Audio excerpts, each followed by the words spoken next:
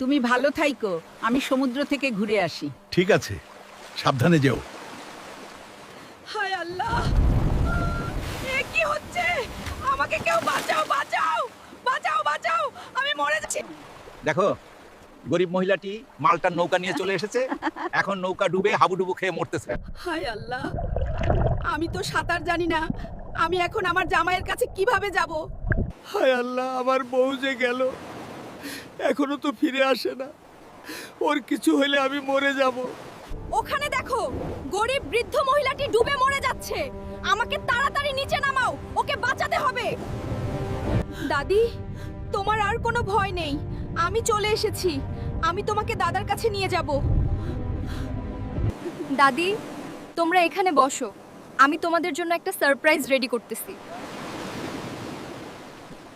এত অনেকগুলো সোনা পেয়েছি, এটা দিয়ে দাদিকে একটা স্বর্ণের নৌকা বানিয়ে দেব। সোনাগুলো দিয়ে দাদির জন্য একটি বড় সোনার নৌকা তৈরি করি, দাদু অনেক খুশি হবে। আমাদের নতুন সোনার নৌকা। বন্ধুরা, সেনাবাহিনীর এই মেয়েটির জন্য তোমরা সবাই লাইক সাবস্ক্রাইব করো।